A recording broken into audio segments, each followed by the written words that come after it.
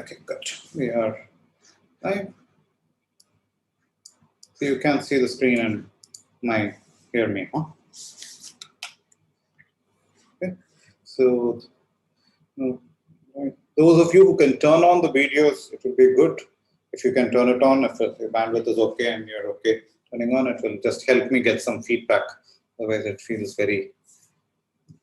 If you can do it, okay. So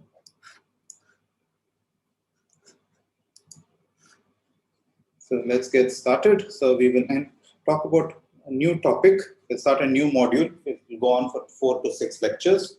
This will be on the application of spectral methods to various problems in computer science. So some of you might have done a little bit of the spectral theorem and a bit of linear algebra in your first year over here, or have background elsewhere. I'll assume very little of this. Whatever I'm assuming of the basic methods of spectral theory, I will state it formally and do it. So what is the main goal here? So you would like to understand. So understand graphs via their spectrum. And why graphs? Graphs are something which come very often in our studies. So when, for example, right now, a lot of us are fairly involved in this COVID modeling and stuff. So you're trying to find out how people interact, and there you draw the interaction graph, sort of the interaction graph. And this graph is quite important to understand how well connected the interaction graph is. It's important to understand this graph to find out what's the spread of the virus. And means like the lockdown and all are basically to reduce the connectivity of this graph, to make it not as densely connected as this one, to this connected. So this one, you want to like to understand this graph. The usual, more in pleasanter circumstances, I would have talked about the friendship graph on, say, the Facebook network, or this one. Those would be the sort of things we would like to understand. Protein-protein interactions, that's also a graph. So in each of these cases, you have, or you say you have a circuit, and you've drawn a circuit and you want to understand some properties of the circuits. In all of them, what do you have? You have this basic object, you have a bunch of nodes. We'll completely abstract out these objects from where they come out. We'll just look at the graph and it's very raw. We just look at it as a bunch of nodes and sort of connections between the nodes. So we'll just have the vertex edge structure of this graph and say whether even this basic structure of this graph gives us some information about the graph. And we'll show actually the spectrum. If one tries to understand the spectrum of these graphs, it does give you lots of meaningful information about this graph.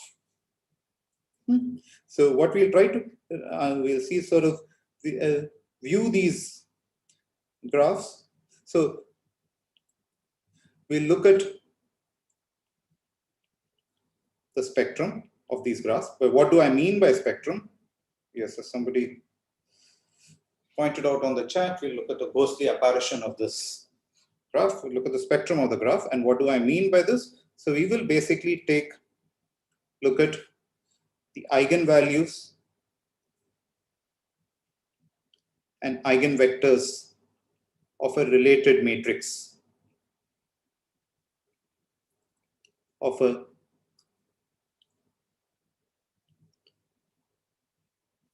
related matrix of the graph, and see if these two properties give us some information about the graph. For example, do they tell if the graph is connected? Do they tell if the graph is bipartite? Do they tell if the graph is colorable? Tell you, is there a small cut in the graph? So various such things we'll try to see if we can infer from just the eigenvalues and eigenvectors. So firstly, the first thing which I want to talk about is, I'll formally define what I mean by eigenvectors, eigenvalues, but first let's find out what is the related matrix of the graph that I'm going to be talking about. So the matrix associated with the graph.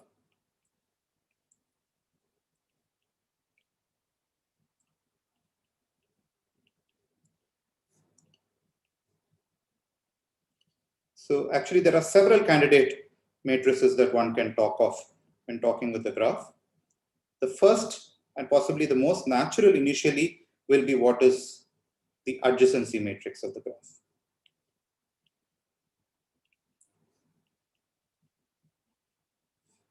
Adjacency matrix is this graph A, which I'll denote AG for this entire module. We'll denote with AG. So AG is a graph whose vertices, whose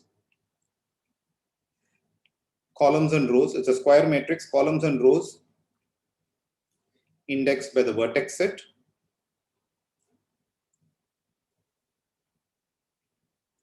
Of the graph. So the graph is some GVE. So I'm going to say AG will be a V cross V matrix. V cross V matrix. And AG of UV is 1 if the edge UV is an edge and 0 otherwise.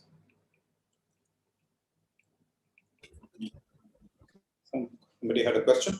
Prahladh, so I've seen in like some, I mean, mostly this is the representation we use for adjacency matrix, but sometimes I've seen that one uses that the rows are indexed by the edges and the columns by the vertices, and like if an edge contains, so this is also generalizes to hypergraphs, right? So that if an edge contains a vertex, you can have one in that entry, but like do these parameters useful stuff like eigenvalues and stuff, do they stay the same? No. So these are two different. One is a square matrix. The other can be the other incidence matrix is not a square matrix. It's a E by V. It's a E by V matrix. But we will see. We will see about with this graph. Will be the incidence matrix will come naturally when we study later. Right now, let's just look at the adjacency matrix. In fact, I'm going to look at a very specific case. It's an unweighted, undirected graph. Let's assume G is an unweighted, undirected graph. For now, we will later on make it more general as we go ahead. But for now, let's assume this. And then we are just looking at the one. This is one matrix that we can associate. But actually, what do we, when we talk of a matrix, so this is matrix, this is what is unweighted? Unweighted is every edge has weight 1. All the edges are of the same weight. Sometimes some certain edges might have more weight. For example, if I was doing the interaction network in the COVID thing, so if you're drawing the edges between people based on the interaction, certainly edges between family members have to have more weight than edges between people at work, because you interact with your family members. So there will be a relative weight. That's one. Right now, I will not talk about, but this will just change by instead of putting 1 and an edge is there, we'll put the weight of the edge instead. It will be very natural. Yeah. Okay. So we'll look at this. Okay. This is just a representation of the graph. It's just a spreadsheet version of the graph. You just take the vertices as rows, the vertices as columns, and you put a 0 or 1 or the weights depending on the strength of the connection between these pair of vertices. That's what you could do. But then when you talk about when you want to look at once you write this as matrices, I mean, you're familiar with linear algebra, have some other meaning to it. Given a matrix, you can do a couple of things with it. One is a matrix can be viewed as an operator. It represents a linear transformation. So there are two linear algebraic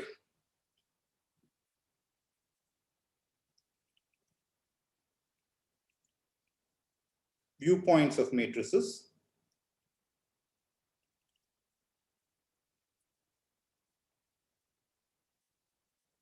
One is as an operator, that is,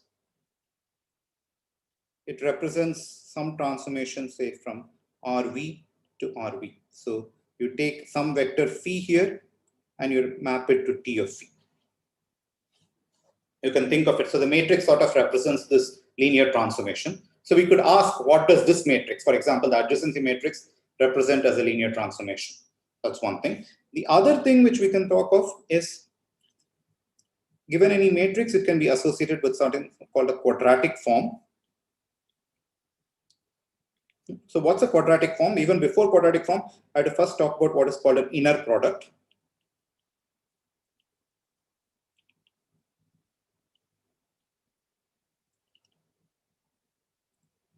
So we'll talk about what's an inner product first. So we're going to be working on the vector space, say RV. So it's a V-dimensional vector space over the reals. And an inner product is some arbitrary function from RV cross RV to the reals, back to the reals, which is bilinear.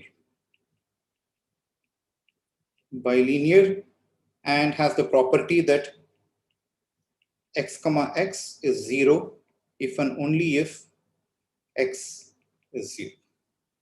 What do I mean by bilinear? What I mean by bilinear is ax1 plus bx2 y is the same as ax1y plus bx2y.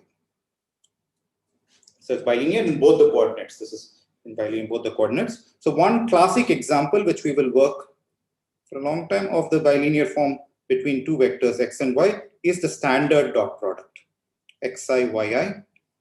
Let's call it not xi yi because I'm indexing this one. It's xu yu as u belongs to vertices. This is the standard dot product.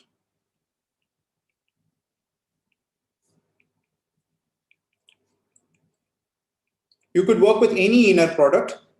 For the most part, we will work with the standard dot product. Sometimes we'll change it. It will be more convenient to work with different other inner products. So in general, I'll represent an inner product this way, xy. It could represent the standard dot product. If I don't say anything, what I will be referring to is the standard dot product. Otherwise, we might sometimes change the standard dot product to more convenient inner products depending on the context. Now, given this, so this is the any inner product.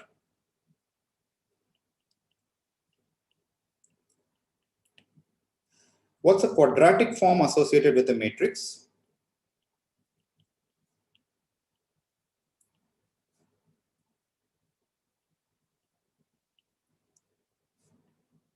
Associated with the matrix, say M, is this map. It's the map. So this quadratic form is Qm will be a function once again from RV cross RV to the reals. And it is the map which takes x comma y to the inner product between x and my. Okay, this inner product. So let's just get our hands a little bit dirty. Let's find out the inner product associated with the adjacency matrix. So this is x comma ay. So what is this? This is by definition u in v xu ay u. That's the standard inner product. What is this? This is u in v xu. What is ay? This is just matrix multiplication. This is just set of all v's which are in the neighborhood of u, yv. So if you open this out, this is just u comma v such that uv is an edge of xu yv. So it's just this quadratic form which takes every edge in the graph, and it's a quadratic form between x and y. It takes every edge in the graph, and for every edge writes xu times yv. Notice this happens with the one thing to note out here is this is an ordered set. So an edge will appear twice in this. Prahladh, wouldn't AV also be a factor? Like, no, no, fine. I got a bit confused. That's fine. Yeah. So this is an ordered set. So an edge UV, both XU, YV will be there. XV, YU will be there. Both So this is the quadratic form associated with it. So given a matrix, so we're going to move from this. So we had a graph. A graph, you could just represent it as a spreadsheet. You have a matrix. Now, once you have this matrix, there are things you can, now this matrix can represent various things. One is it could represent a linear operator. It could represent some such object. It could represent such an object. It could represent a linear operator like this. Now, if another operator it could represent is given a matrix, it could represent this quadratic form. So now we'll ask this, these standard, so we had a matrix associated with the graph, which was the adjacency matrix. What do these matrices, when viewed as linear operators or as the corresponding quadratic forms, do these have any meaning to them? So for the first few lectures, the matrices which we will be talking about are the adjacency matrix and the corresponding operators and the quadratic forms. But later on, actually, we'll see that when we talk about operators,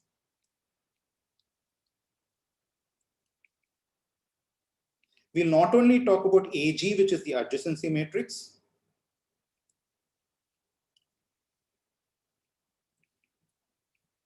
but we'll also talk about what is the random walk matrix. Very soon, we'll begin talking about this. And a random walk matrix, for now, I'll just define it, but then we'll see, AG will be just DG inverse AG, where DG is the diagonal matrix whose entries are the degrees of the vertices. It's a diagonal matrix, it's just a diagonal matrix with all one. So we will later on be actually working with the random walk matrix. That will be a more when you're talking about operators, sometimes it will be more natural to work with the random walk matrix rather than the adjacency matrix. And similarly, when you view the quadratic form,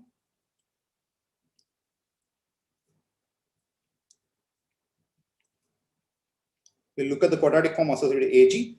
Actually, in quadratic form, usually it's more nicer to always work with the quadratic matrix of another matrix, which is called the Laplacian matrix. What is random walk matrix?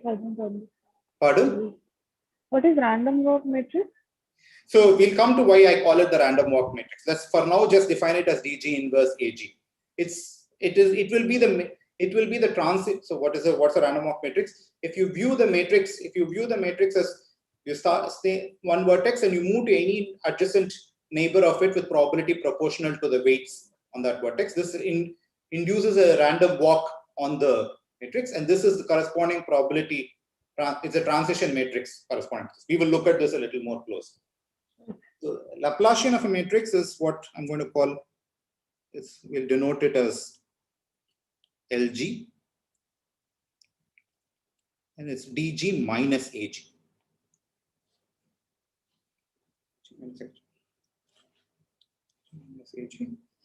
Let's look at the quadratic form.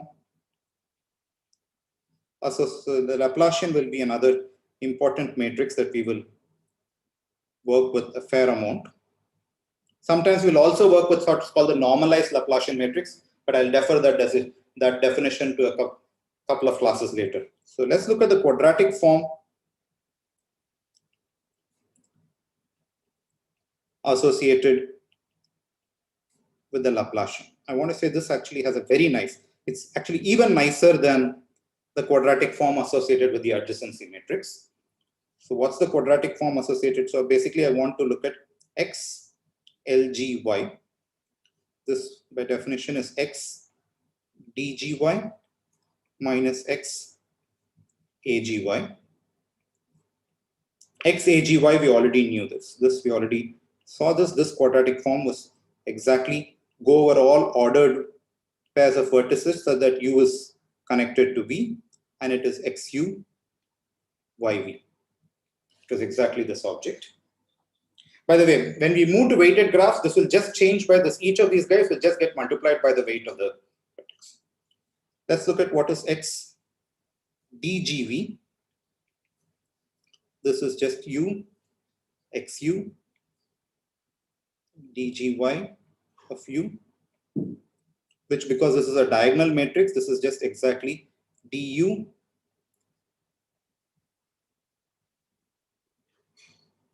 du xu by yu. By the way, when I said quadratic form, I sort of messed up over here. When I mean quadratic form, I should have said quadratic form is not a bilinear form. Quadratic form is just this form. It is just, it's RV to R, in which I map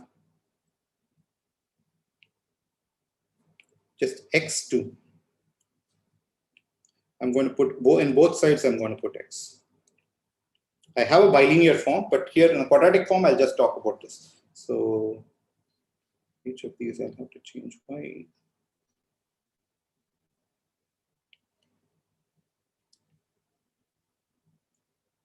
And you'll see why. In the case of this one, it didn't make much of a difference, but here it will make. The Laplacian, this will. So in the Laplacian world, once again, that's.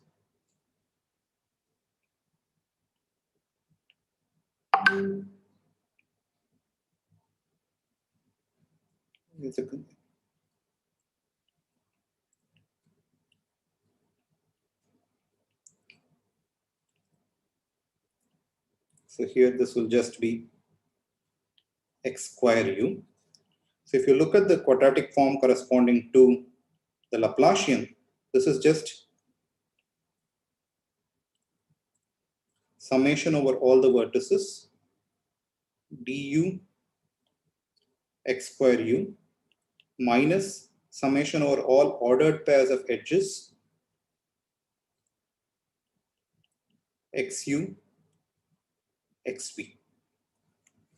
I want to say this has a nicer form. I can write this as summation over all unordered pairs of edges of xu minus xv the whole square. I'll put too many parentheses possibly.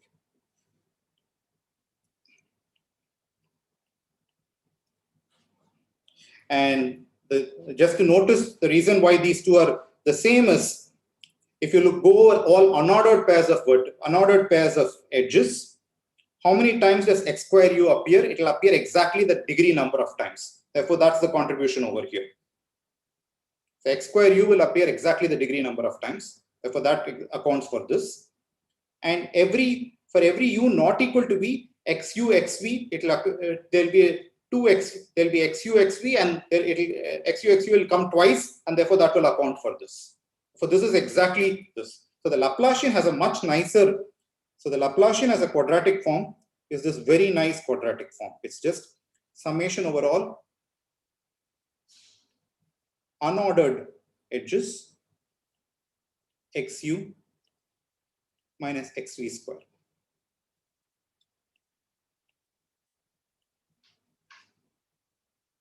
Okay. And notice once I write this quadratic form, you realize that the Laplacian always takes any real vector to a non-negative number. And also, if you had noticed that the definition of adjacency matrix, Laplacians by their definition symmetric matrices. Therefore, if you recall this one of positive semi-definite, the Laplacian is a positive semi-definite matrix. And that theory will come useful later on. But for now, let's just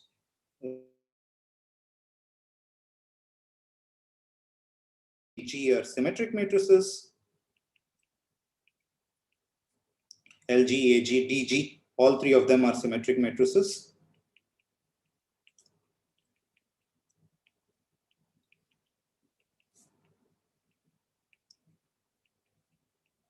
Symmetric matrices, and furthermore, LG is actually a positive semi-definite matrix.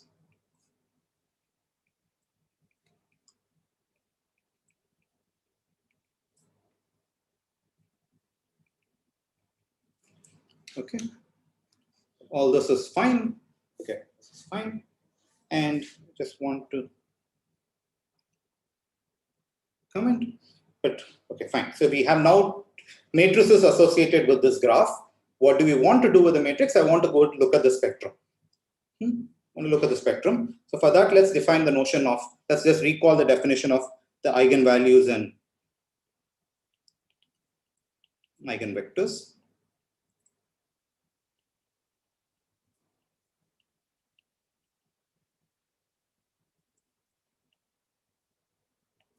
let's say, so suppose M is any n by n matrix. In our case, we'll always be dealing with V by V matrices. We'll say that, and it so happens, and phi is a vector in Rn, and lambda is a real, actually, let's say a complex number for now. It cannot be complex. Let's just call it a real number, such that M phi is lambda phi. That is, when you look at it, when you look at M as a linear operator, when you apply it on this particular vector phi, all it does, it doesn't move it to another vector, it just moves it to a scaling of phi itself. These are what are called eigenvectors. Eigenvectors are those vectors in the space, eigenvectors of a matrix. So then phi is called eigenvector of M with associated eigenvalue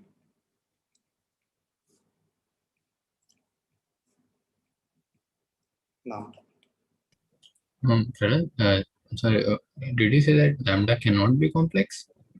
No, because if phi is real, lambda cannot be complex. If phi itself might be complex, this phi itself might be complex. The way I have defined right now, I have stuck to just a real vector. It might be the case that the only eigenvector that we have is actually a complex eigenvector. So actually, I didn't want to do it, but let's, now that you ask, let me actually just change this to, let's make it complexes. Let's make this also complex. And then, yeah.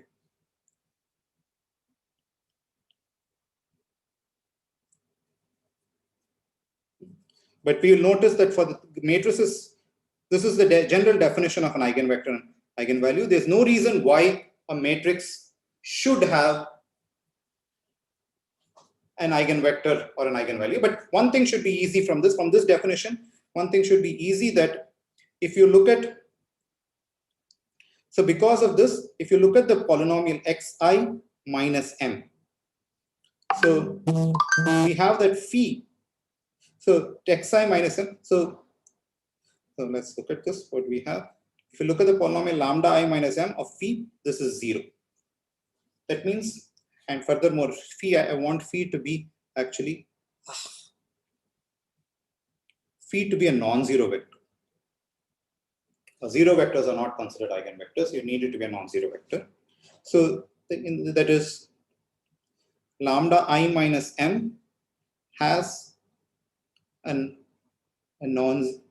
non-trivial kernel.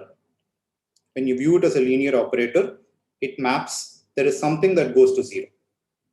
So in particular, this will mean that determinant of lambda I minus m is 0. And so in particular, this will tell you that every eigenvalue will actually be a root of, so eigenvalues are going to be roots of determinant xi minus m equals 0. These are all the eigenvalues will be roots of this. So they can't be too many eigenvalues. They can be at most n eigenvalues, because the determinant is at most a degree n polynomial. And for those of you who are familiar, this polynomial, this is called the characteristic polynomial. We won't need this, but this is what's called the characteristic polynomial of M. Okay. All of this is fine. All of this just says what an eigenvalue is, what an eigenvector is. What I would like to actually know is, does the given matrix, does the adjacency matrix, does the Laplacian matrix actually have eigenvalues and eigenvectors? What sort of, how many eigenvalues does it have? How many eigenvectors does it have? And for this, we will, so the question which I want to ask is, does the adjacency matrix, the Laplacian, have eigenvalues? So what are the, rather, have eigenvectors, and what are the corresponding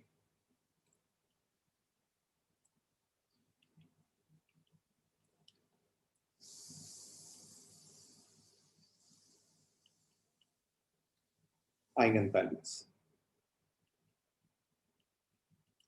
And so I'll state a theorem from linear algebra without proof, which will actually say the Laplacian and adjacency matrix are special kinds of matrices for which they do have n different n eigenvalues, not necessarily distinct. They have n eigenvalues and a corresponding set of n eigenvectors, which are orthonormal under a nice basis, under a nice inner product. So for that, recall. So want to ask, not all matrices have n eigenvalues and corresponding n eigenvectors. There you can come up with matrices which don't have, but the adjacency matrix and the Laplacian are special kinds of matrices which are going to have. And in what sense are they special? So we'll define. So we recall we had the notion of an inner product.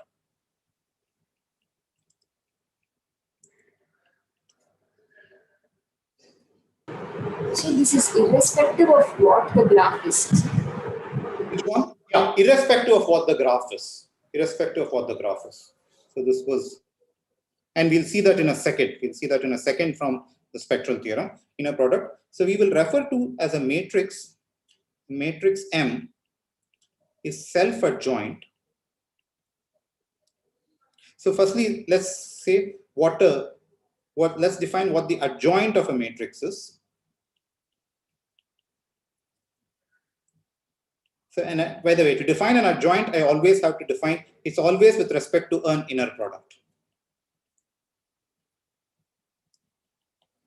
So the adjoints of a matrix, so adj of M, denoted as M star, is such that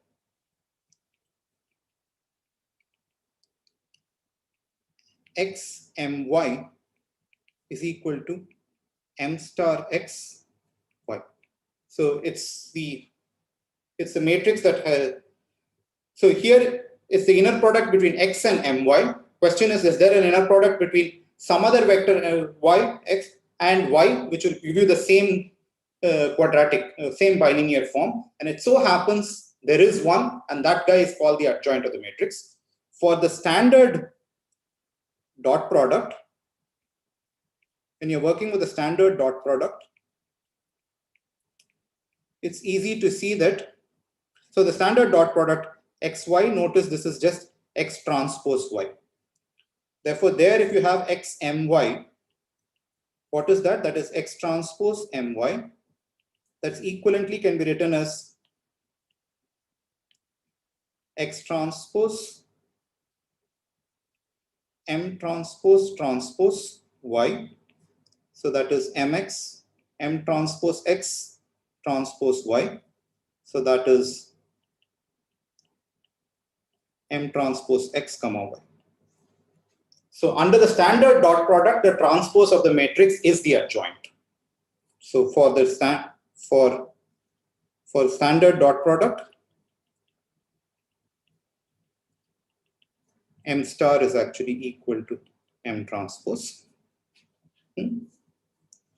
And notice the Laplacian, the adjacency matrix, if you look at them, they are all matrix because they are symmetric. They happen to be self-adjoint matrices. So AG, DG, LG all happen to be self-adjoint matrices.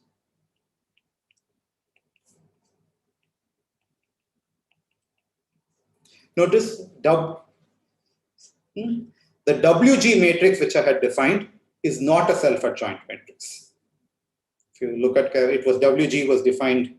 Let's go back. This was how I had defined WG. If you stare at this is not a self-adjoint matrix under the standard dot product. So what I say next will not apply to the random walk matrix, but it will apply to AG, LG, and DG. So the spectral theorem says that self-adjoint matrices are a nice class of matrices. They have a full eigenspectrum. Not only do they have a full eigenspectrum, the eigenvectors are actually orthogonal to each other. So it's a very nice, they offer a very nice basis. So that's the spectral theorem, which we assume without proof. The spectral theorem states the following. So let M be any R n cross n matrix, which is self-adjoint with respect to some inner product.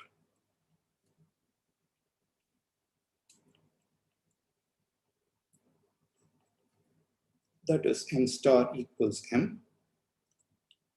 Then there exists, firstly, there exists an eigen decomposition. Not only is there's an eigen decomposition, actually all the eigenvalues are actually real values in this set. It's not going to be complex numbers. So it's going to be super nice. There exists n real numbers.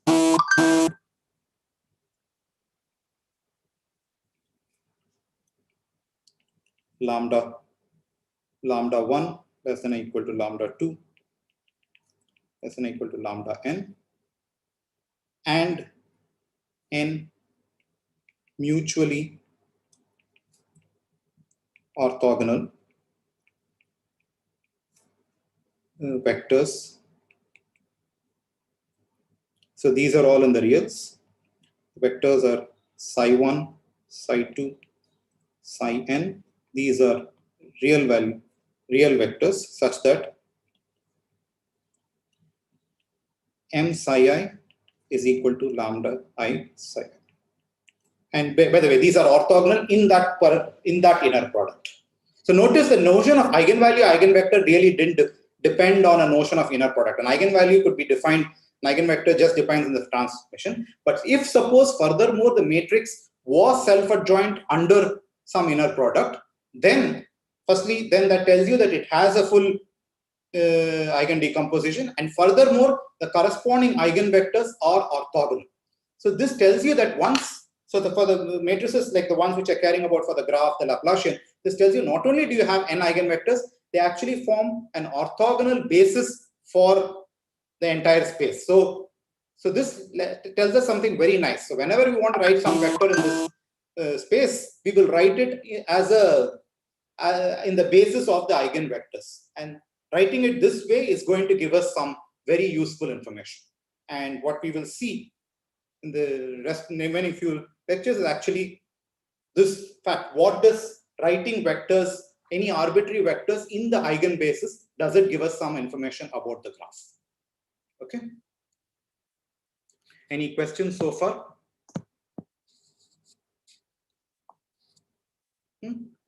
So couple of remarks. So the spectral theorem is a very important theorem. This theorem I will state it, assume it without proof. That is, we are going to assume that because these matrices are, we are working with an inner product, and under that inner product, the matrices that we care about happen to be self-adjoint. They actually have a full they have n eigenvalues and n corresponding eigenvectors, which are orthogonal under this particular inner product. People with me so far? So just a couple of observations I want to make. The lambda i's, the eigenvalues, the eigenvalues given a matrix, it's not hard to see that the eigenvalues are unique up to multiplicity. A same eigenvalue might appear multiple number of times, but otherwise the set of eigenvalues are unique. Given a matrix, it has these n specific numbers. However, the eigenvectors need not be unique. Not necessarily. For example, if a particular vector is an eigenvector, any scaling of it is also an eigenvector. So you can say, okay, that's a sort of a cheat. I will sort of ask only for unit vectors as eigenvectors. You can sort of normalize them. So in fact, I could have gone and said that, in fact, I could assume these are actually orthonormal, because you can always normalize them. We'll further make that assumption.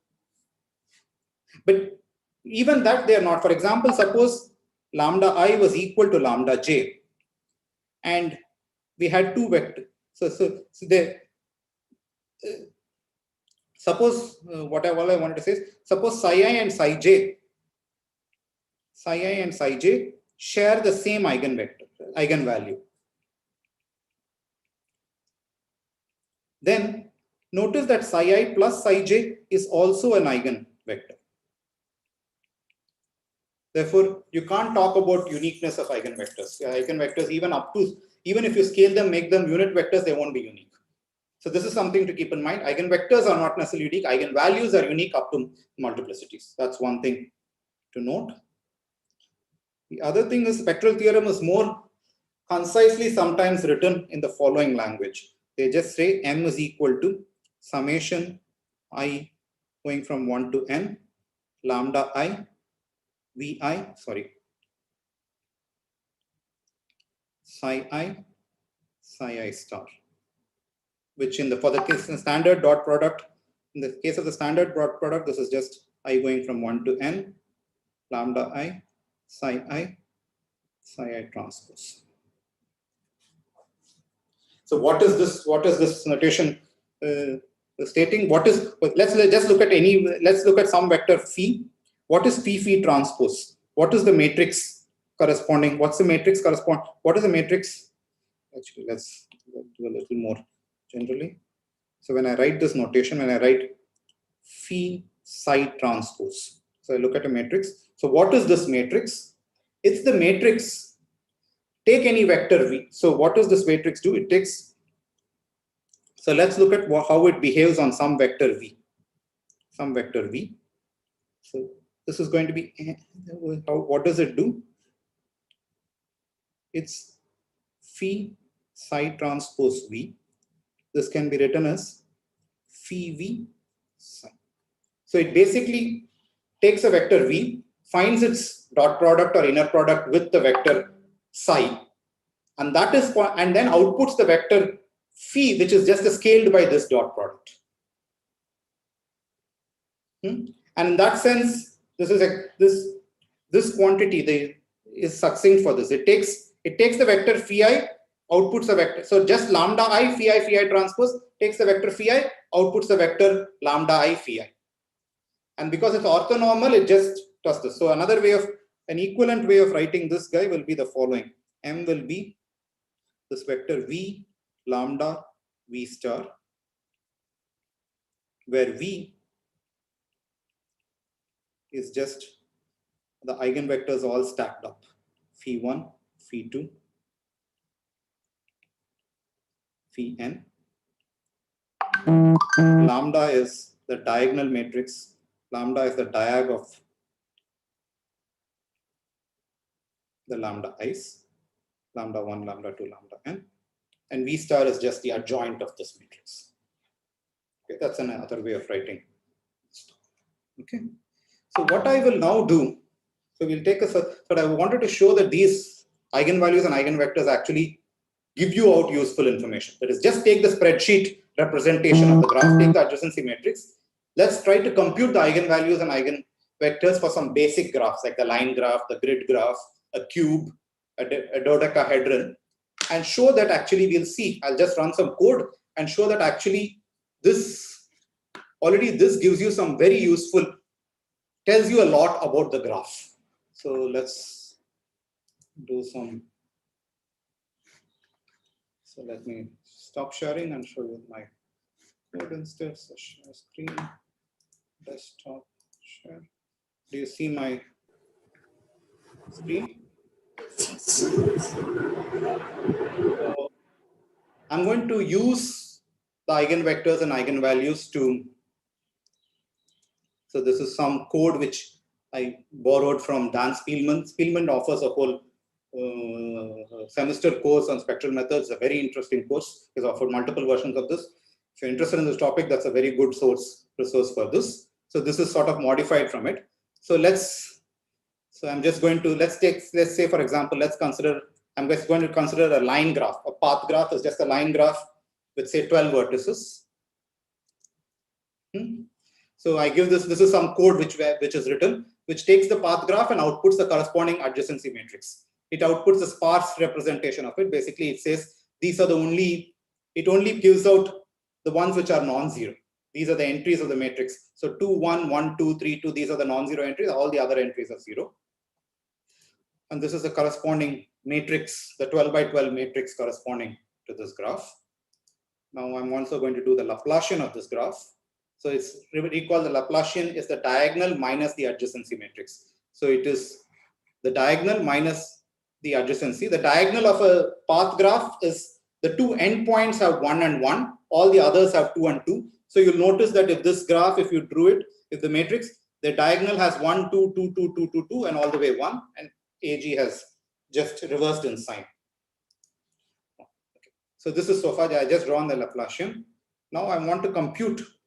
There's a code, it's a Python code which computes the eigenvalues and this one. So these happen to be the eigenvalues of the line graph, of this particular line graph on 12 vertices. Okay, well, what use is it? Let's see shortly. So I'm going to now plot the eigenvalue corresponding. So this eigenmatrix, this output E outputs, it has several columns. The first column are the set of eigenvalues. The next column is the next column is the first eigenvector. The column after that is the second eigenvector. So it's actually this E is going to output an n+1 by n matrix. The first one are just the n eigenvalues, and the next n columns are the n eigenvectors. So this happens to be the first eigenvector of the matrix. This happens to be the second eigenvector of the matrix. This one. Okay, so at this point, these are just numbers. And I will soon want to say you that actually they are very useful. So I'm going to plot the second eigenvector. Actually, let me actually have plot the, should I have plotted the first eigenvector? Let's first plot the first eigenvector, V1.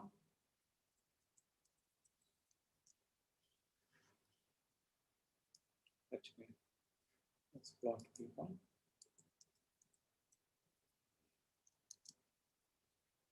So V1, okay, I do not know why this. Let me stick to V2 itself. It's possibly going out of the range. I don't know why. Let's stick V1 will be a constant vector. V1 will be a constant vector. V2.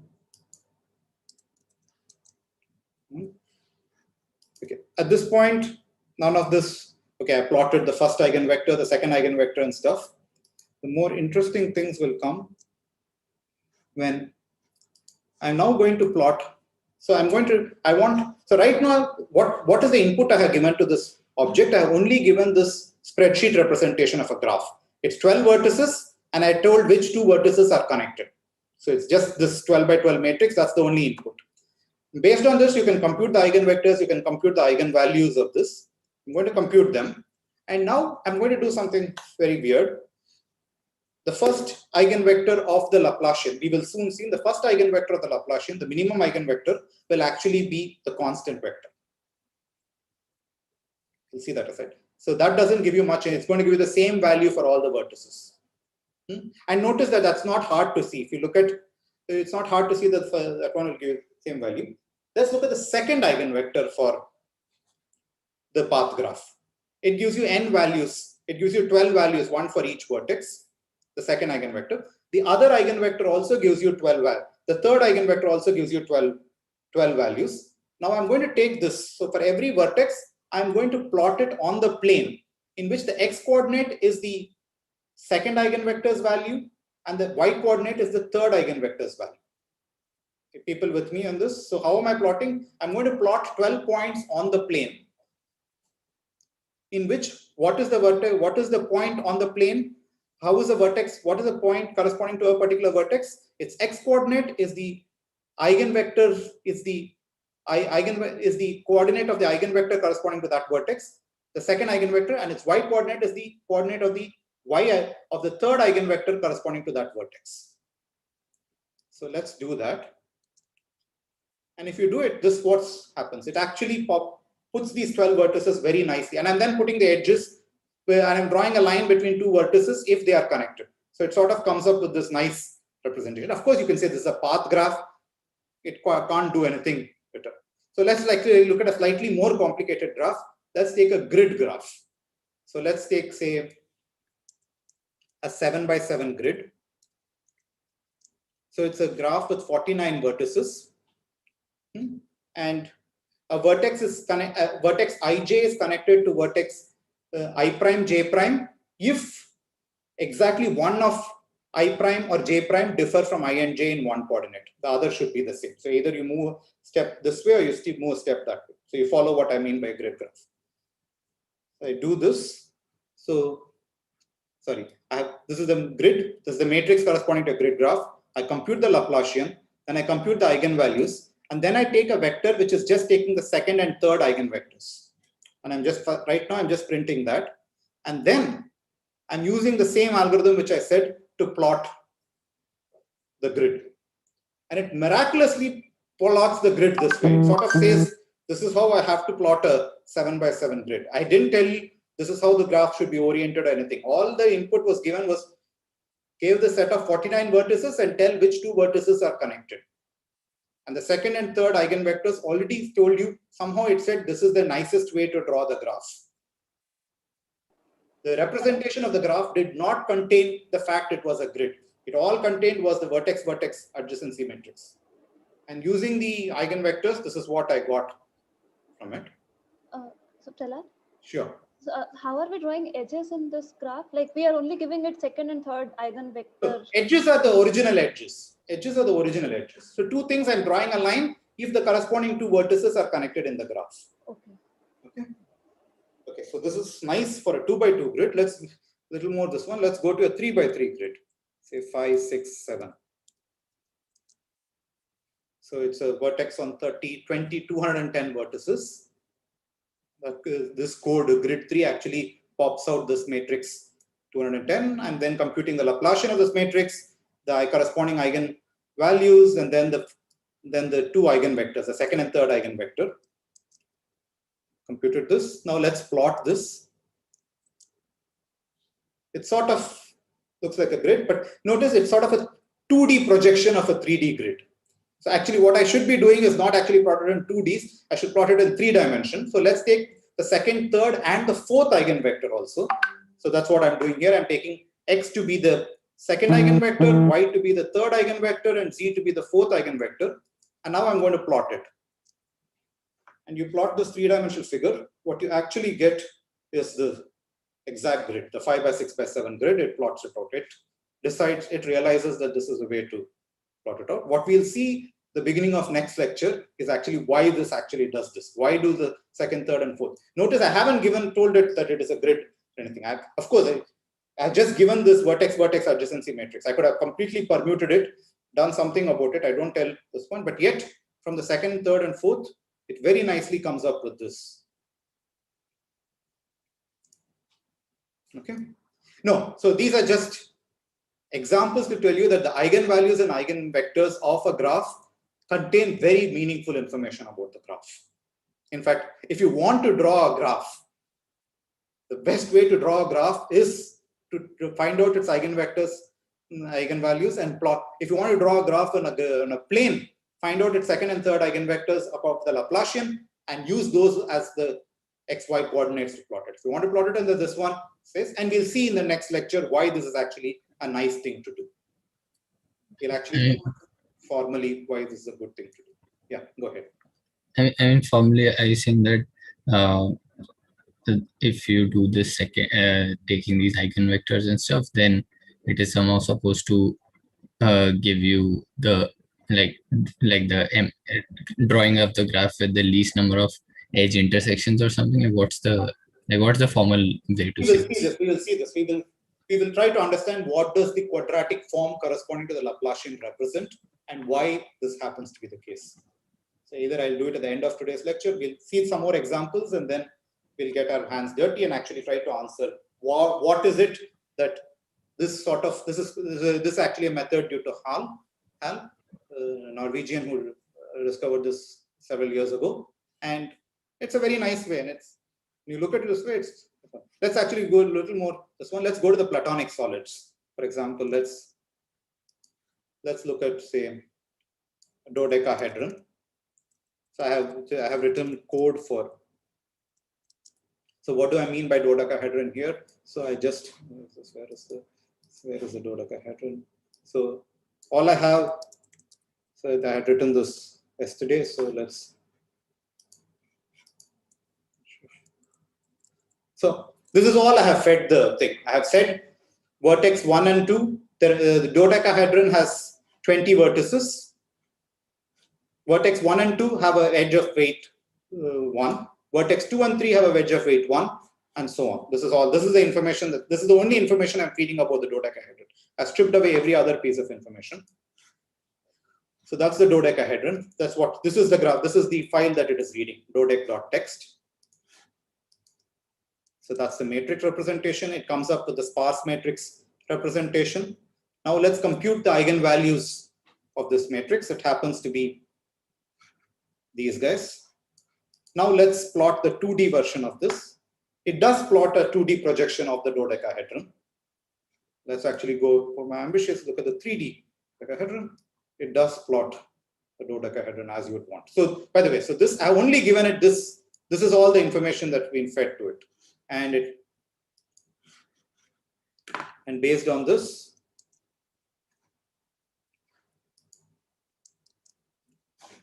where is that window?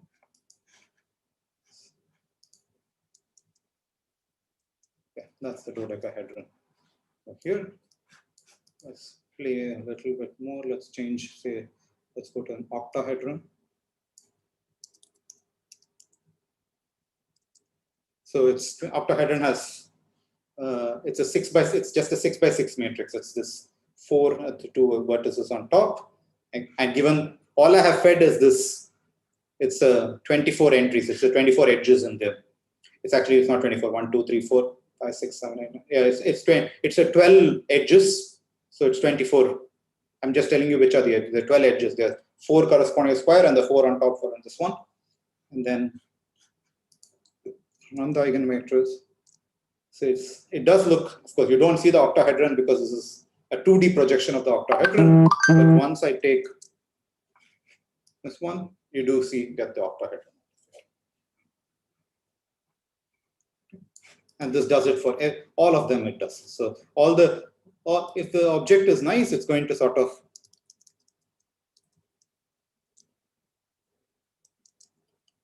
that's the icosahedron. And that's the icosahedron. Okay.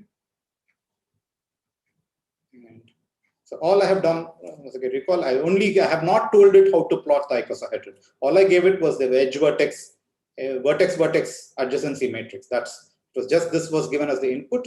Based on that, it took the Laplacian of this, found out the second eigenvector, third eigenvector, fourth eigenvector, and then plotted.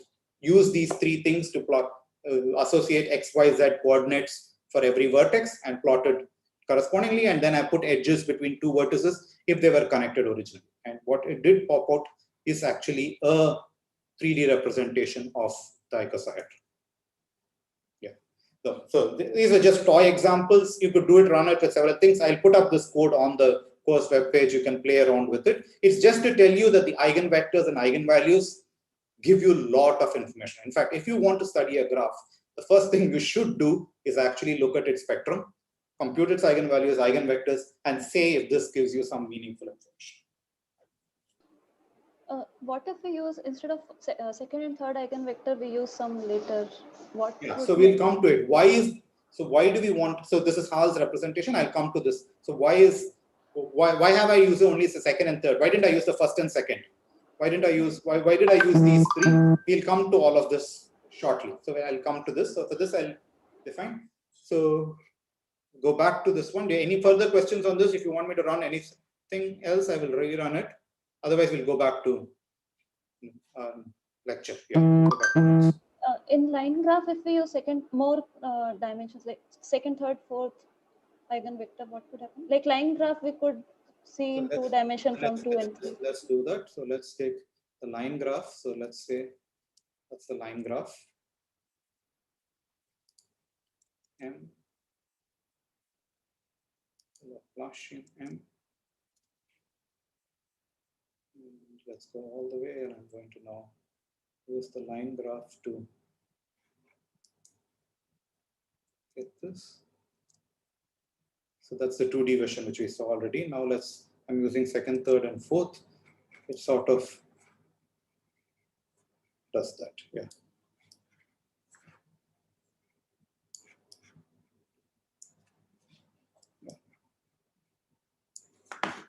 Actually, more interesting will be a 2D grid. Does it a 2D grid? How does it plot it in a 3D grid? Let's see that too.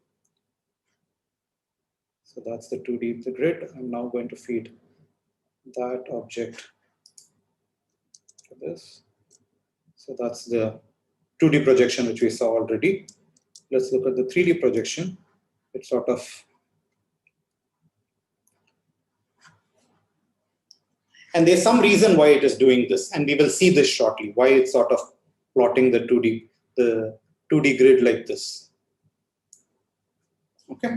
So I'll put up this code, and it's just Python, and you'll need Python and Julia. This is borrowed from Spielman, and I've changed it a little bit, but I'll put this up on the course web page, and feel free to play with it.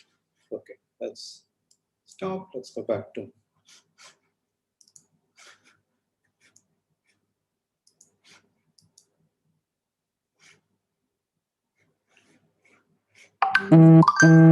Yeah.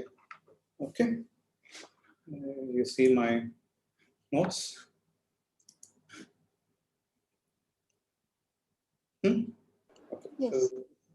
So we have another 20 minutes. So we will eventually, either by the end of today's lecture, I'll show you why this actually this drawing is a nice drawing of why using the eigenvectors.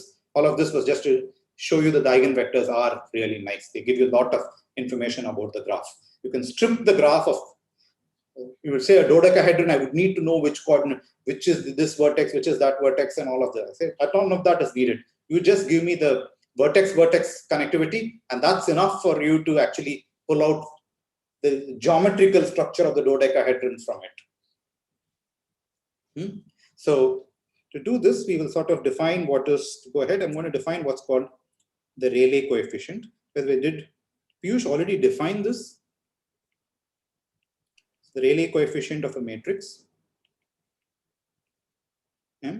So we are always going to assume there is an underlying inner product, which for now will be the standard dot product. We might change it later on. So the Rayleigh coefficient of a matrix. So M is n cross n matrix, and X is some n by n vector. So the Rayleigh coefficient Rmx is going to be defined as just xmx scaled by xx. This is what I will refer to as the Rayleigh coefficient.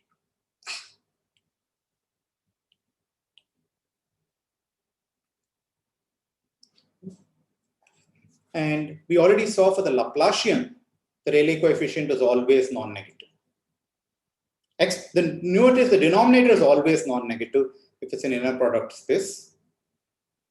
The numerator is also going to be non-negative if the matrix was positive semi-definite. And the first thing which we'll do, this actually is I won't prove this again, it's an immediate consequence of the spectral theorem. Is what's called the Courant-Fisher. I hope I'm spelling this right. Courant-Fisher characterization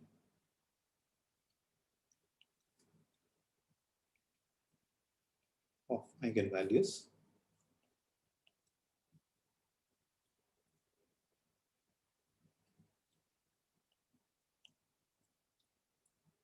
So spectral theorem tells you that they do exist eigenvalues and eigenvectors if the matrix is self-adjoint. So let's work in that setting. So M is some Rn cross n matrix is some inner product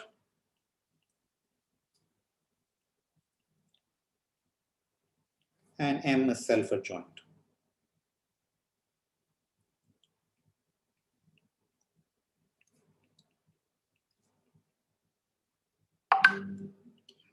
So the spectral theorem already tells you that there is going to be an eigendecomposition, eigenvalues and stuff. Now what I want to further say is, can I lay my hands on what these eigenvalue is? So what did I define lambda 1 to be? Lambda 1, did I define it to be the smallest or the largest? Smallest, okay. So lambda 1, actually happens to be the minimum over all x in Rn of xmx xx. So it's the minimum value attained by the Rayleigh coefficient.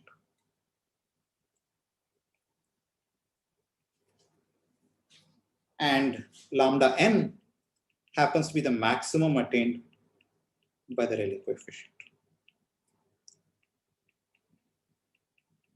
And by the way, this is, if you have the spectral theorem, it's going to be very easy to prove this. I'm not going to prove it, but it's an easy consequence. The spectral theorem will be a very useful characterization of the eigenvalues in terms of the Rayleigh coefficient. Actually, you can even say more. You can actually say lambda I is, actually more generally, this is just the first and the last. The smallest eigenvalue is the least value of a Rayleigh coefficient. The largest eigenvalue is the maximum a Rayleigh coefficient can take. And more generally, we have the following.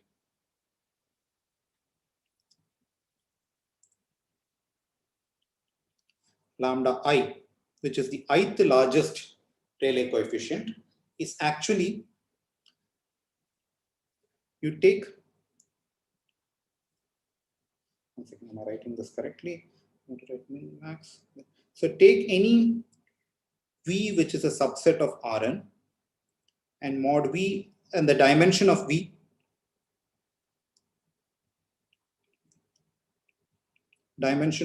is I.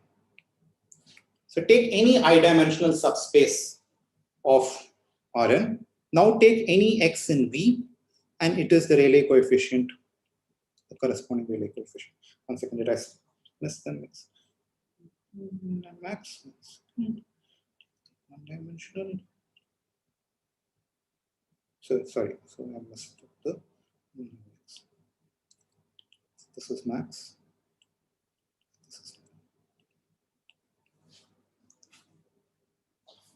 And this will match this. More generally, you can get this. All the n eigenvalues can be got. So the second largest eigenvalue will be take any two-dimensional space, and within the two-dimensional space, take the smallest Rayleigh coefficient and maximize this over all possible two-dimensional spaces.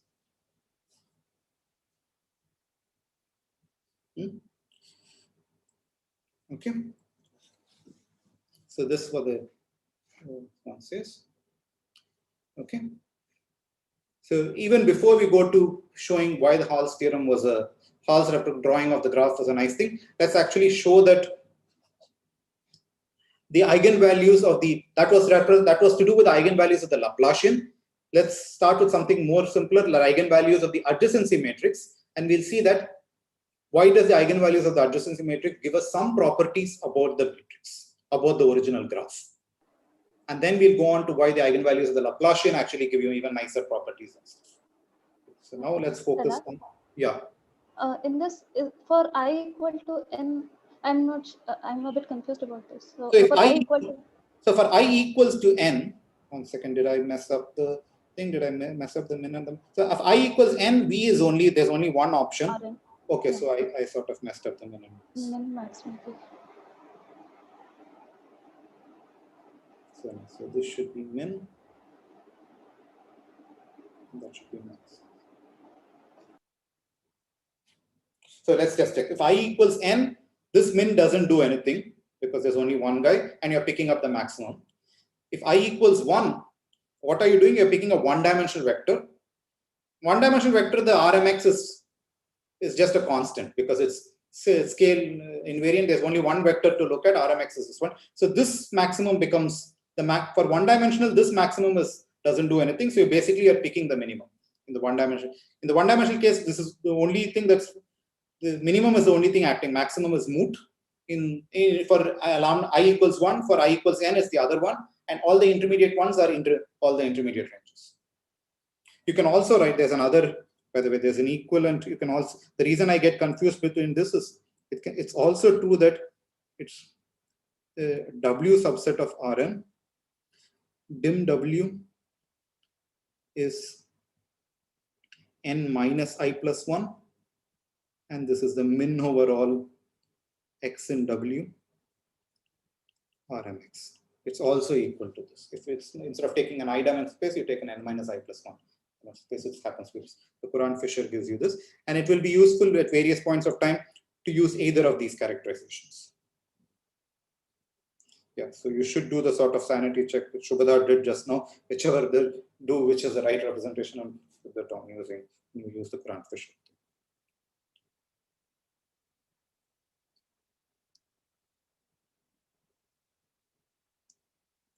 Okay. So let's go back to, let's start off with the adjacency matrix.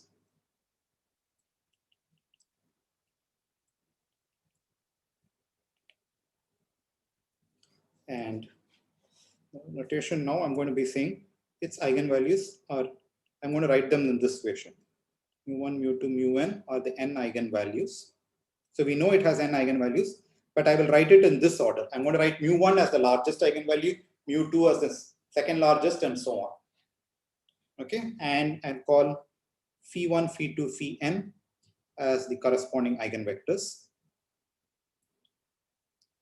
So usually it's customary to use V's and U's for eigenvectors, but we are talking about graphs. V's and U's are already been reserved for vertices. So I'm going to be using phi's and psi's for vectors rather than V's and U's. And we already saw that, we already saw this one as in the operator version, the operator A phi. A is an operator which maps phi to A phi. And what does this do? A phi at any vertex U is exactly phi of V. V is a neighbor of U. If you look at it as a this one, this is exactly what it does. As an operator, this is this one. As a quadratic form,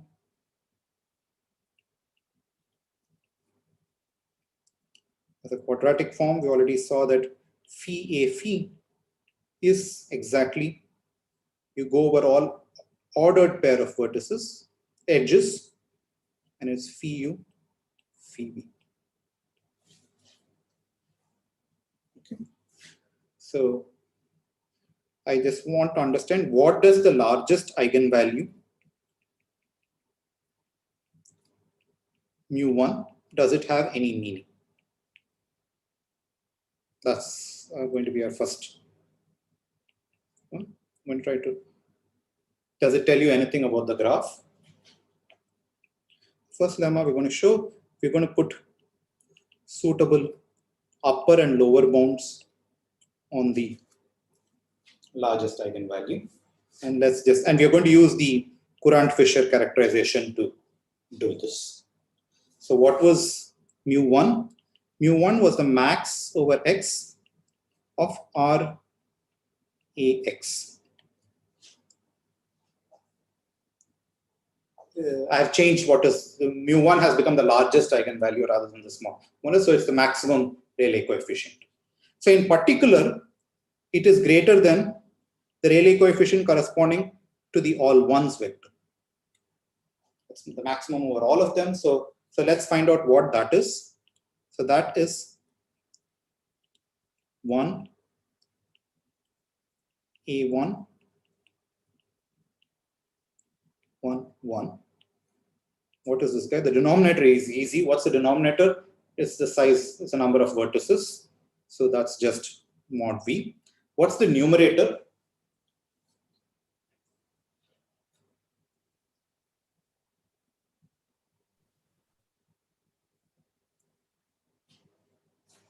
What is 1 A1?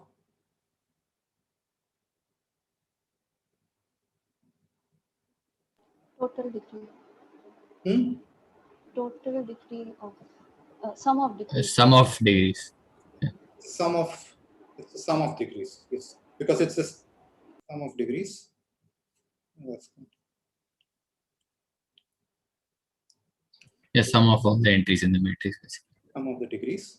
Therefore, it is certainly larger than the D average. So certainly this is a lower bound for the, that's what I want to say. So it's just not just real. The largest eigenvector is actually a positive eigenvector, and it's larger than the average degree. Okay, it's larger than the average degree. In fact, you can say a little more. Given this proof can be strengthened a little bit. Is this the best lower bound you can get, or you can actually improve the? So right now I took the all ones vector. I could take the vector which is just 1 on a particular subset of the vertices and 0 elsewhere. So then the denominator will be that size of that subset. And what will be the numerator? The numerator will be the sum of the induced degrees on that graph. So I'm taking a smaller graph and I'm looking just at the number of edges over there. It's just going to be this induced. So it's actually not, this proof actually not only is greater than degree, it's actually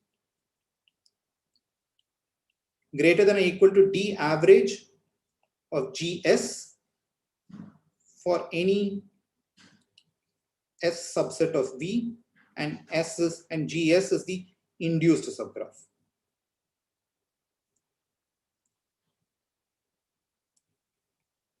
Of G on S.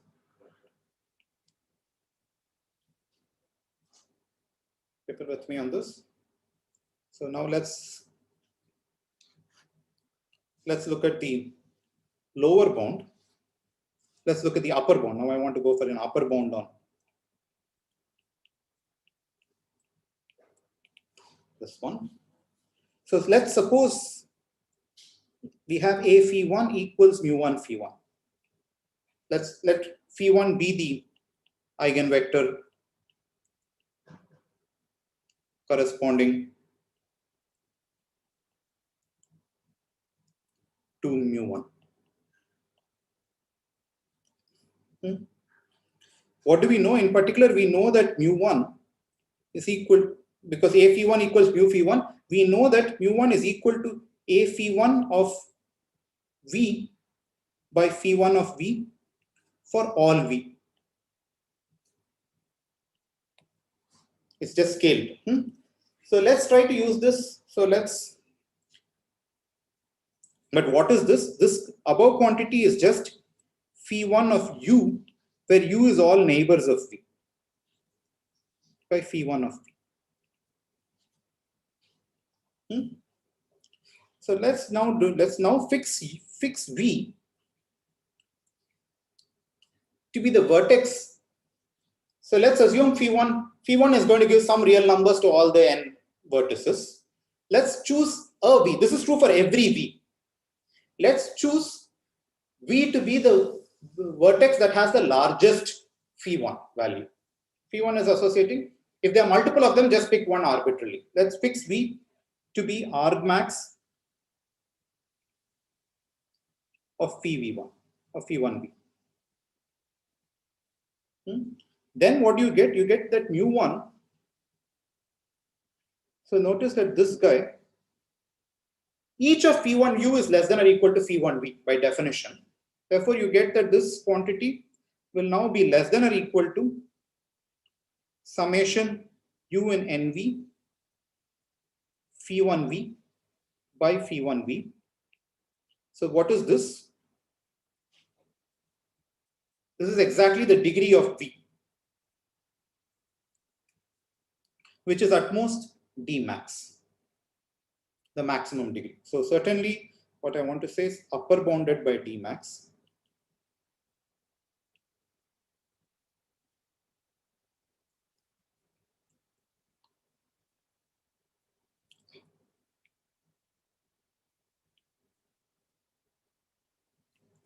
Okay. Actually, let's see a little more. Let's look at this. The upper bound, more or less everything is equalities except for these two. Now so the largest eigenvalue of the adjacency matrix is sandwiched between the average degree and the maximum degree. So in particular, it is, if the graph were regular, it is the degree of this one. The graph were regular, then certainly it is the largest eigenvalue is the degree of the regular graph. Let's ask something else. Suppose the maximum degree, suppose the largest eigenvalue was in fact equal to the largest degree. Then can you say something? Notice that means both these inequalities have to become tight. What does that mean? F would be regular, right? Why will the graph be regular? So I want to say both these inequalities become tight, the graph has to be regular. Why? Phi1 allocates equal to all the vertices. Phi1 of V is same. So Phi1, so any U vertex, is every vertex should be, its value should be equal to all its neighbors' value of Phi1. So this should keep happening. So take any vertex, all its neighbors should also have the same Phi1, because even if one vertex has this one, you will get an inequality in this one. But this the average is equal to the max, right here. Average is equal to the max, but this is true only if the graph is connected. You can't do this argument if the graph is disconnected. So this, what I want to say is the following lemma. G is connected and mu1 equals D max implies G is D max regular.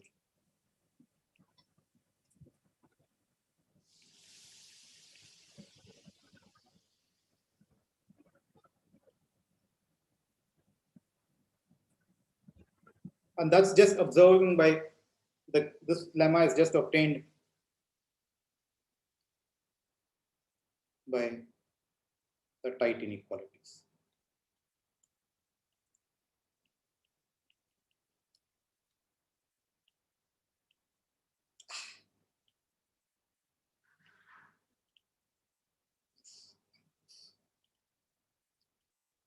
Okay.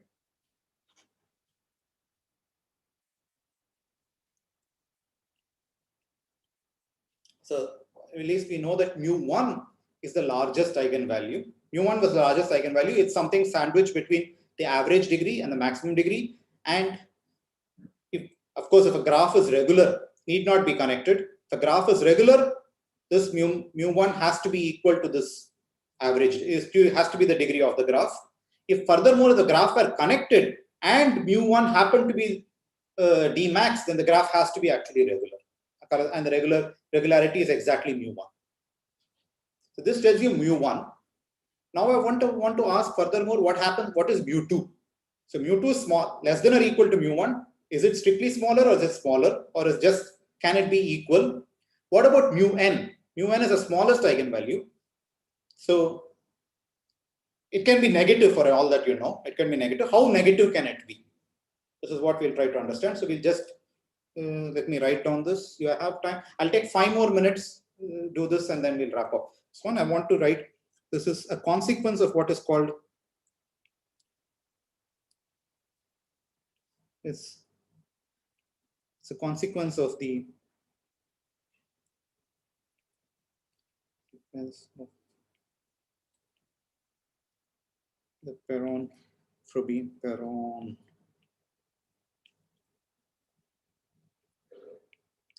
Frobenius theory in the symmetry theory.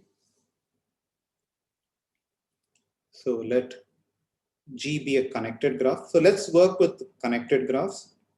G be a connected graph. And I want to say the following is true. 1, mu1. So certainly mu1 is the largest eigenvalue. That's how we defined it. Now mu_n, if it were positive, it is smaller than mu1. I want to say it's not only smaller, if it's negative, its absolute value is still smaller than mu1. So I want to say mu1 is actually greater than or equal to minus mu1. A, B. Mu1 is strictly greater than mu2 has to be, mu1 is the unique largest eigenvalue. Mu2, the next eigenvalue is actually smaller than mu1. And furthermore, phi1 is strictly positive. That is,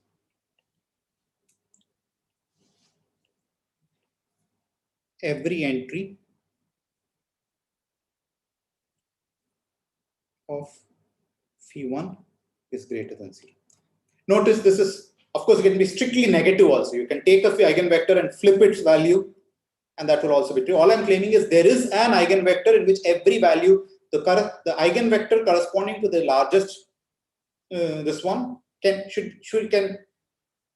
going to be, all I want to say is phi1 could be, phi1 and minus phi1 both are candidates, so choose one of them. say you choose one which has more number of positive quantities than the other one by just flipping the sign. Once you do this, I want to say, once you're done this, actually every entry will be positive, not just most of them positive. Every entry will be positive. In fact, there won't even be any zero entry. Every entry will be positive. And let's just quickly see this and wrap up for today's class.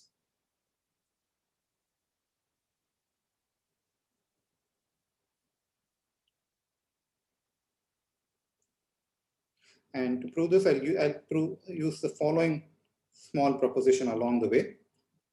Let's just. So suppose phi is an eigenvector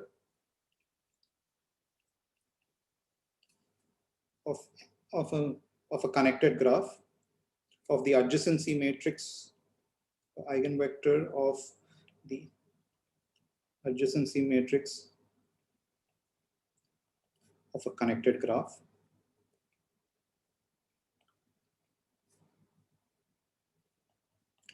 And phi is non-negative. That is, every entry is greater than or equal to 0.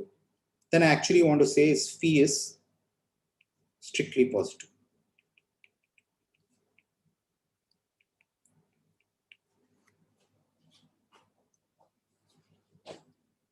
Why is this? This actually, I claim we have already seen a proof of this. What is it I'm stating? So,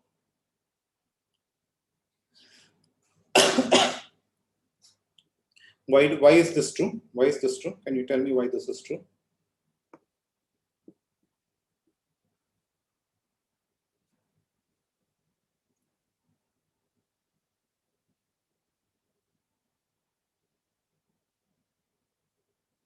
So notice once again. Let's look.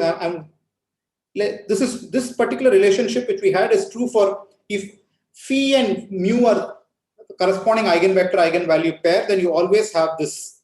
We always have this condition. This is not necessarily true for the first eigenvector eigenvalue. This is always true for an eigenvector eigenvalue pair. Huh? Now suppose there existed a guy which was 0. I'm claiming the average of its neighbors has to be 0. This is what I'm saying. This is what the average of its neighbor. But if it's non-negative, no average can be this. If it's any guy is 0, its average has to be greater than or equal to 0, unless all its neighbors are also 0. But then if its neighbors are 0, go work with one of them, 0. And therefore you'll then just spread to the whole connected graph. Everything has to be 0, but it's an eigenvector. It can't be the all zeros eigenvector. Therefore, if it were non-negative, if an eigenvector is non-negative, then it has to be positive. There is no way, because every eigenvector has a value thing that its value at a particular point is the average of its points. Average scaled up by the eigenvalue. And hence, if everything were non-negative, nothing can be 0, because 0 can't be the average of non-negative quantities. Unless all the non-negative quantities are 0 themselves. So let's keep that in mind. Notice all this proof uses connectedness in a very crucial fashion. Seems as if this one, but you're using connectedness of the graph. So let's use this proposition. So I'm not going to prove the proposition. The proposition was just there in the previous thing. Let's go back to the proof of the theorem.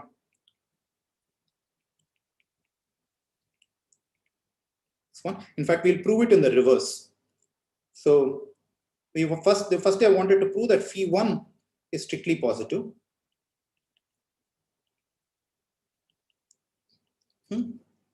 So let's define a new vector xu, which is just phi 1 of u. That is, I replace it's another vector in which every quantity wise I replace it by the absolute value of phi 1 u. I want to claim RAG of x is greater than or equal to RAG of phi 1. This should be true. The denominators are the same. Numerator, element by element, the first guy is larger than the other. Therefore, in particular, x is also an x, and mu1 is and we already saw that phi 1 is a unique. We already saw that phi 1 is an eigenvector, so x also has to be an eigenvector corresponding to the largest eigenvalue. It is non-negative by definition. Therefore, it has to be strictly positive. Therefore, there is a guy. So, in other words, so x is also an eigenvector corresponding to mu1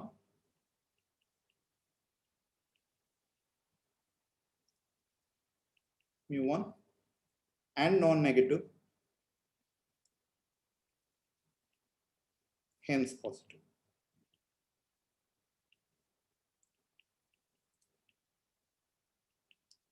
So in particular, this tells you that first eigenvector, which for the adjacency matrix will always be all positive quantities. Especially if you go back to the graph picture I said, this is only true for the first eigenvector. Notice that once this is true for the first eigenvector, this is false for all the other eigenvectors, because eigenvectors have to be orthogonal to this. Therefore, they necessarily have to have negative quantities. Only the first one will have this property.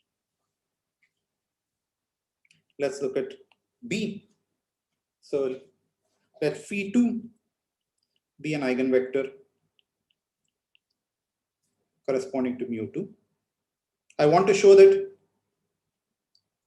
mu1 is strictly larger than mu2.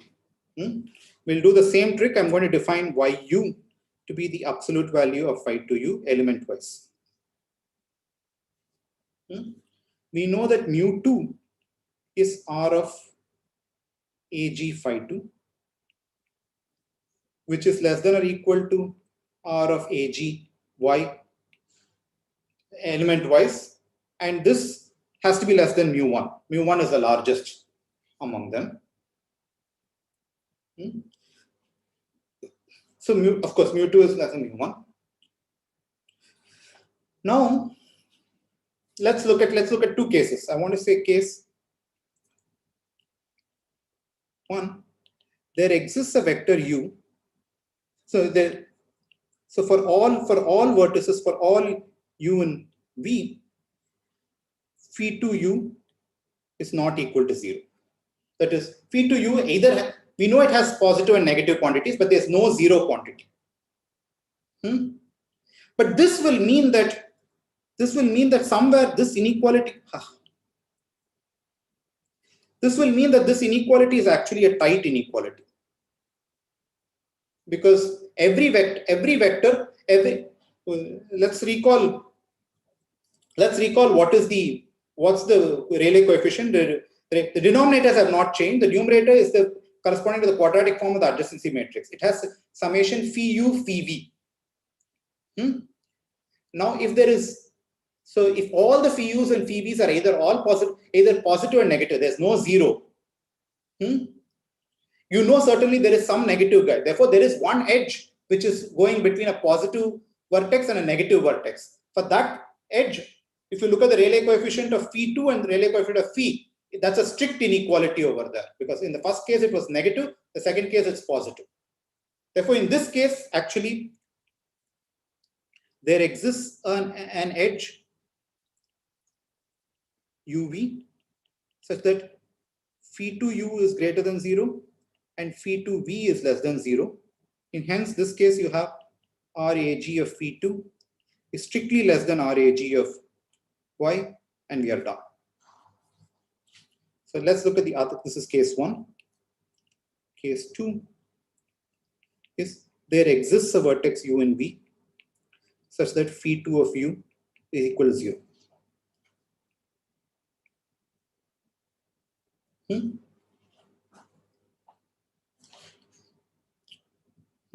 Suppose for contradiction mu2 equals mu1.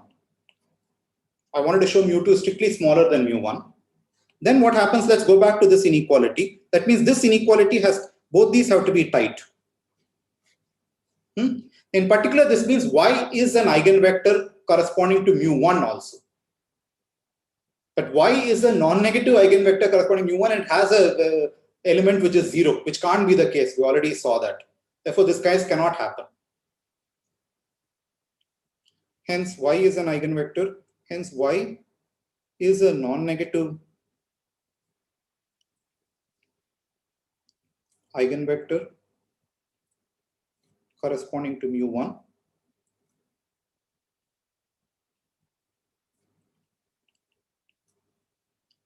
And y of u is 0. This is not possible.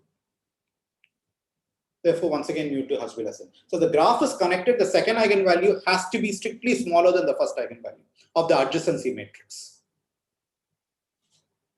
Okay, so that's the second thing. Let's look at the third one. Yes, once again, the proof is almost going to be similar. So let phi n be the eigenvector. Sorry, I've crossed weight. I'll be done in 2 minutes. Corresponding to phi n, corresponding to lambda n, mu n, the smallest eigenvalue. Let's just define zu again. Zu is the absolute value of phi n u. What's the absolute value of mu n? This is just the absolute value of Ra.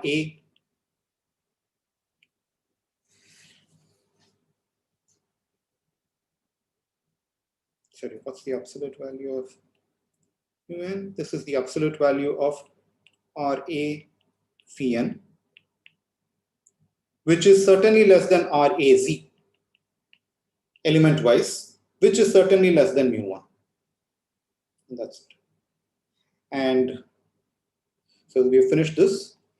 So mu n has positive and negative quantities, and it is mu n is an eigenvalue which is strictly smaller than mu1 in absolute value. So, but it can be equal to mu1. It can be all the way negative and go all the way up to mu1. It could be minus mu1, and this is not hard to see. I will not prove it. Possibly I'll put it in upcoming homework. If G is connected, and if G is connected, then mu1 equals mu n if and only if G is bipartite.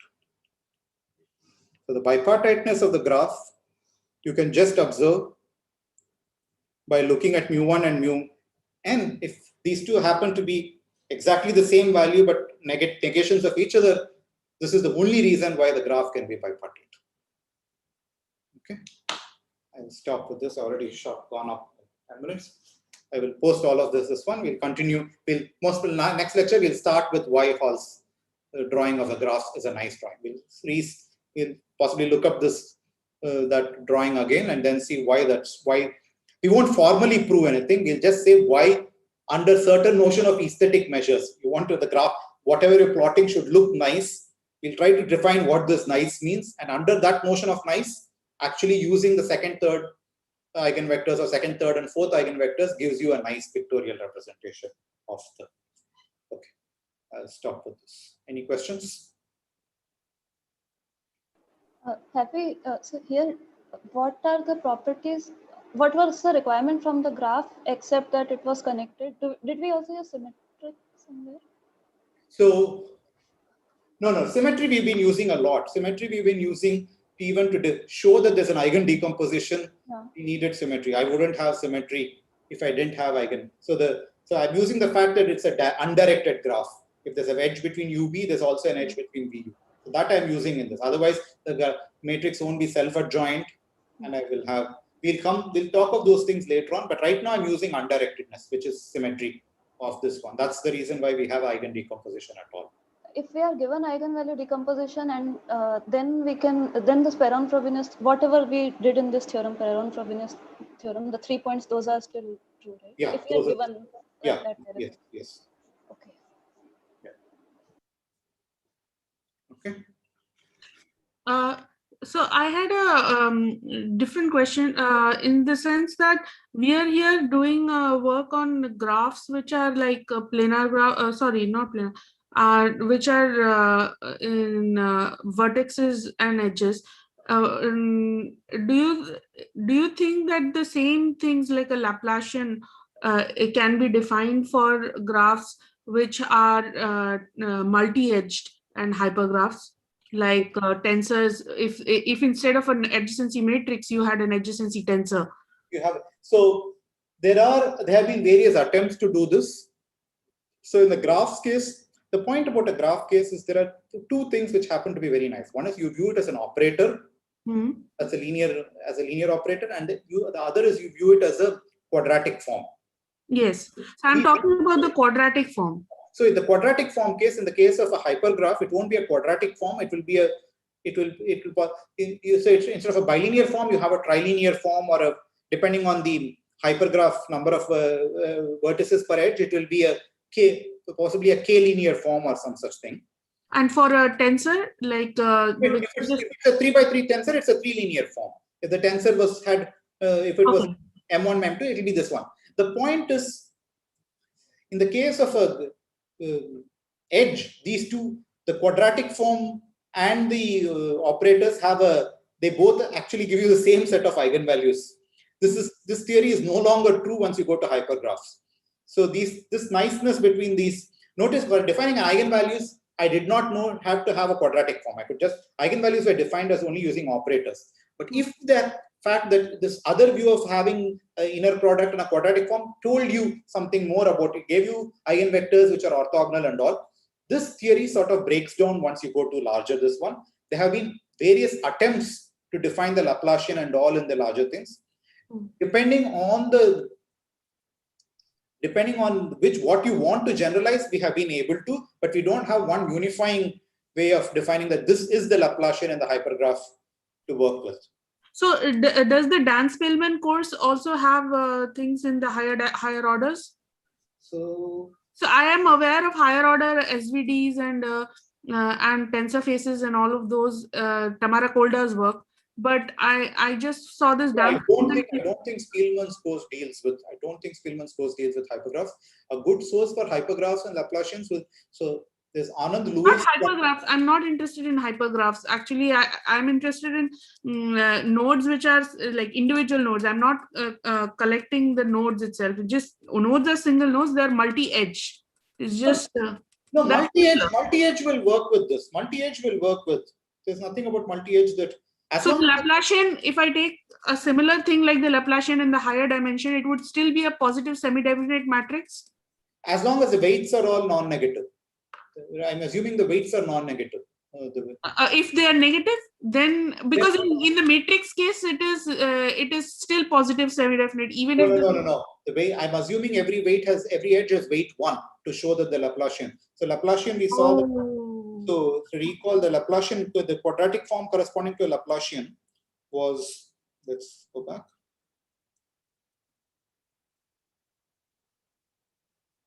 What was the quadratic form corresponding to Laplacian? It was this quantity. Are you able to see it on the slides? Yes. So it's this guy. This Okay. is for an unweighted graph. If the graph were weighted, all that will come before each one of this will be weight of the edge UB. Okay. Now this is a positive quantity, this is a non-negative quantity only if all the weights are non-negative. If any of the weights become this one, no longer the theory of positive semi-definite matrices doesn't hold good any longer. So if the positive semi-definite does not hold, then the rest of the of your analysis doesn't hold, is it? No, but nothing what I did today was to do with the Laplacian. Today was all. So, yeah, sorry. Yeah. So all of today's thing will hold good. All of today's will just hold good. There's nothing that will go wrong. When you talk about Laplacian, which we will do in the next lecture onwards, those things will break down. If you're using the positive semi-definiteness of the Laplacian. Okay. Yeah. So can I send you an email if I need something? Sure. Okay.